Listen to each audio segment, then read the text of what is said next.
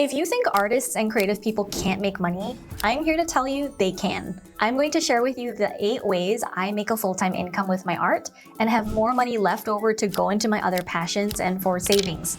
The first way I make money with my art is through my polymer clay food jewelry business. I started at Tiny Hands in 2006, so I've been running that for a long time now. Generally, I make $150,000 to $180,000 per year selling this jewelry through my Shopify store and Etsy. Between the two, most of my sales come from my own Shopify store. I know that sounds crazy because when I tell people I have a jewelry shop online, people automatically think it's just a hobby shop on Etsy and that I just do this on the side. But it's like, no, I make a full-time living from selling my jewelry. This was my first endeavor into anything creative for myself, and when I started, I didn't know anything about business or marketing, and frankly, I was still learning so much about art in general. In fact, when I started, I didn't even have a focus or a niche. I was making all sorts of things under the Tiny Hands name. I made hand-bound journals because I really love paper and journals. I made beaded jewelry from projects I learned after attending my first jewelry making class with my mom at the time. And when I discovered polymer clay, I made different things like video game items, animals, stars.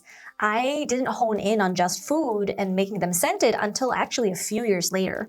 So it took me years to figure out a lot of things out. The first few years was definitely a struggle in terms of making money, but I was having so much fun with it and I felt so proud of the things that I made. So I would share them on online forums and on message boards, which were a lot more prevalent back then.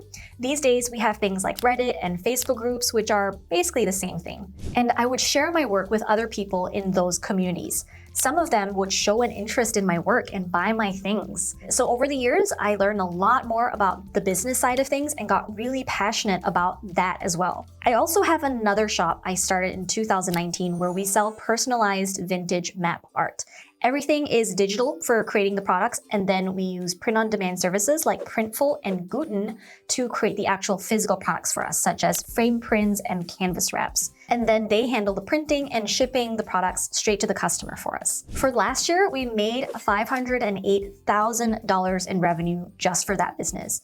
So my husband runs and manages this business now. He took over running it a few years ago, and I kind of just sit in like one of his board of directors. The story behind this shop is actually pretty funny and interesting. I had always wanted to have a personalized business because that's always trending. People are always shopping for anything that's personalized, right? So it was the fall of 2019 and my husband had quit his job for a couple of years at that point to develop a video game. It took a lot of manpower to get it going, so it was a slow start. And in the meantime, I wanted to show him how he could make some side income online from freelancing.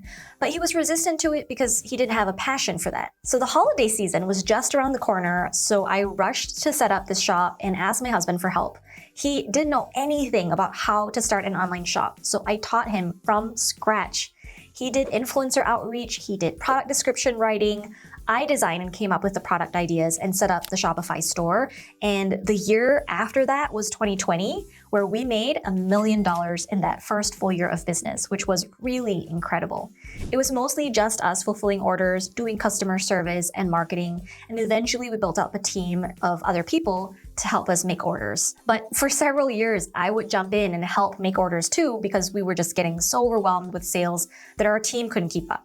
Now this business has kind of matured a bit and my husband is taking a more hands-off approach to focus back on his video game, which is his dream. And I'm taking on a more active role in that shop again, particularly with the marketing for the Shopify side of things. Another way I make money through my art is from selling courses. So I started Creative Hive in 2014, where I teach other people what I learned from my own businesses and help other creatives start and grow their own online stores selling their handmade products online. For last year, this business made $414,000 in sales, primarily from selling a larger program called the A Sale a Day Business System.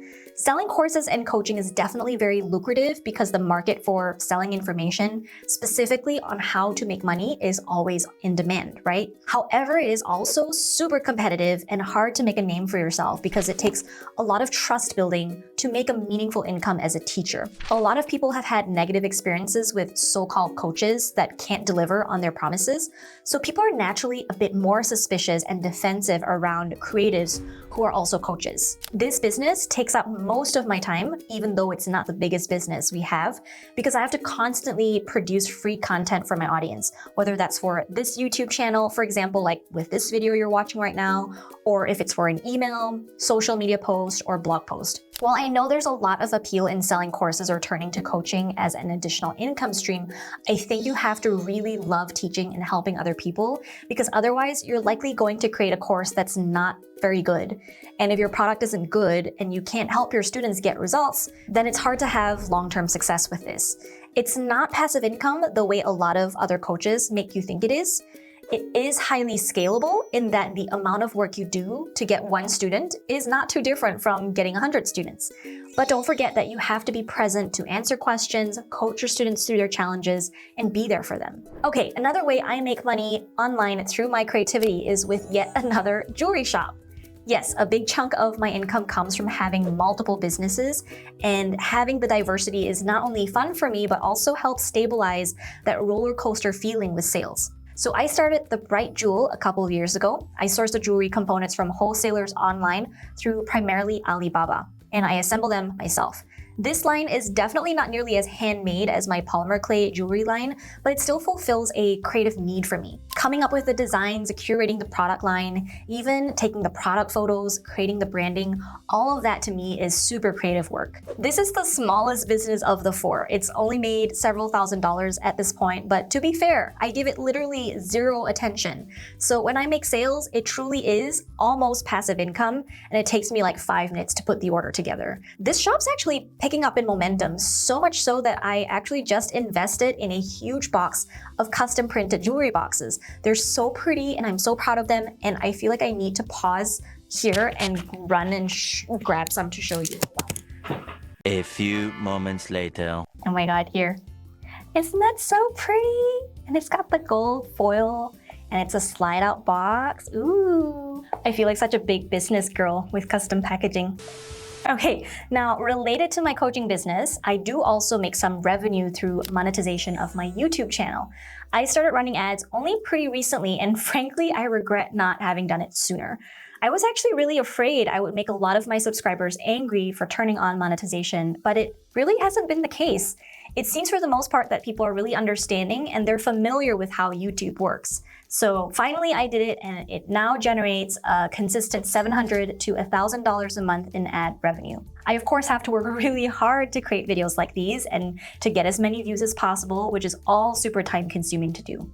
Researching video ideas, coming up with video titles, what to say in each video, then editing them, designing the thumbnails, and then promoting the videos later on when they go live. It's a lot of work to do. Thankfully, I have a team that helps me with many parts of the process, but being a content creator is definitely a lot of work and not for everyone. Each video takes an average of 10 to 15 hours of work from me and my team, and I think that's on the short end of things. I know other YouTube creators spend way more time than that. It can easily be a full-time job. I think being a creator can be really good for you if you have something to share with other people, you're not afraid to voice your opinions, and you enjoy articulating them. I had a lot of trouble with this in the beginning. You can see some of my earlier videos. I had to script everything, and I was so stiff and uncomfortable. And back then, I was too scared to say things that people didn't want to hear but needed to hear. So another thing I do with my polymer clay jewelry is wholesale. Now, I consider this an entirely different income stream than just having a Shopify or Etsy store, because it is quite different. Selling wholesale is selling products at generally a 50% lower price than your regular retail price to stores. So these stores then resell your products to their own customers. I used to do wholesale a lot more for tiny hands. At one point, I had sales reps in the Midwest and the East Coast who would take my jewelry in their cars and drive from store to store to pitch my work to store owners.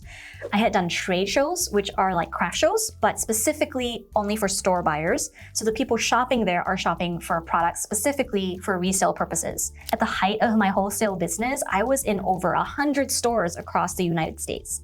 But because my jewelry is scented and it's so niched that most people don't even know such a product exists, it was hard for retailers to sell them. So it's not the perfect product for wholesaling. I scaled everything down, I fired my sales reps, stopped doing trade shows, and now when I do wholesale, I do it on my own terms.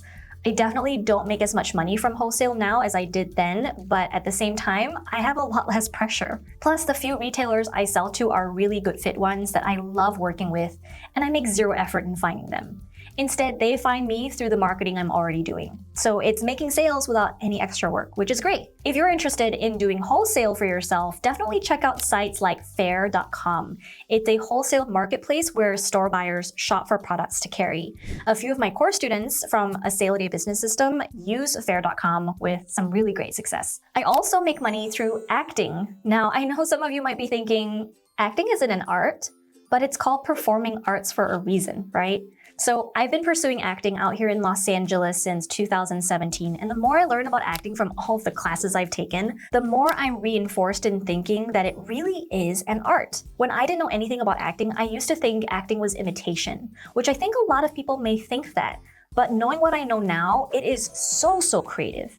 It's expressing your creativity using your body as the instrument, like a painter using a paintbrush or a musician with a violin. Another misconception people make about acting is that they think it pays a lot. And I'm here to say that unless you're part of the 1% of actors who are A-list celebrities, the pay's just okay. Many working actors can make a living from acting, but the majority of actors have second and third jobs to support themselves with. I am so proud. I have made over $50,000 from my acting so far since 2017 through commercials and TV show work, as well as residuals, which are from checks you get when shows you're on gets rerun or shown again later on through like international platforms or online media and so on. In a sense, it's almost like passive income because I may get paid $1,000 to be on set for one day, but then make thousands more dollars later on over time in residual checks when the show actually gets run on TV. Speaking of residuals, I also make money from teaching on other platforms. The most notable one was in 2016, I taught several highly produced courses on a platform called Creative Live. It was such a cool experience. I work with their people to create the courses. They flew me out into San Francisco to film over 3 days, and I had a live audience, a moderator for an online audience, as well as a whole camera and sound crew. They put me up in a hotel, paid for my food, got me a professional makeup artist. It was all just so cool. And this happened really early on in my teaching and coaching career, and I got so many of my earlier coaching clients through Creative Live. Showing people that I had the competency to teach really helped build trust with people who then later became paying clients.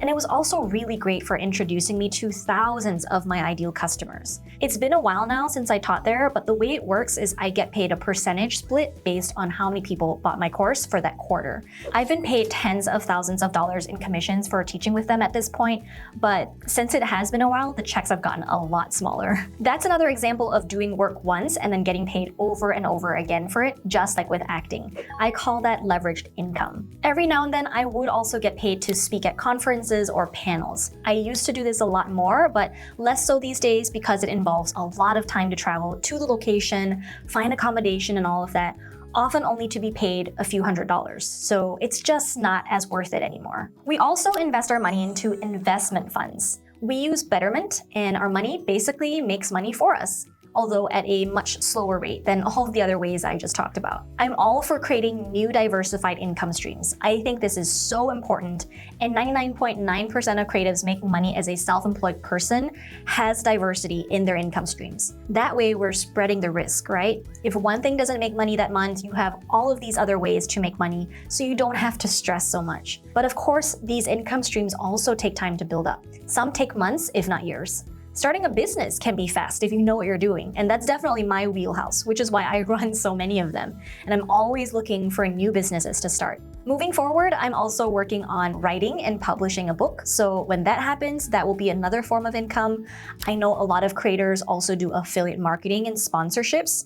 That's something I never really got into. I get so many emails from brands wanting to sponsor a video on my YouTube channel, but if I haven't used the product myself, I just don't feel comfortable recommending it, and the trust that I've built with my community is way more important than a few $100. So that's a big reason why I haven't gotten into it very much. Previously, Previously, when my businesses were still babies, I also did freelance web design work that really helped pay the bills when my business wasn't making that much money yet in the early days. I always say there's no shame in having multiple income streams or having a part-time job to allow you to focus on your art with less pressure.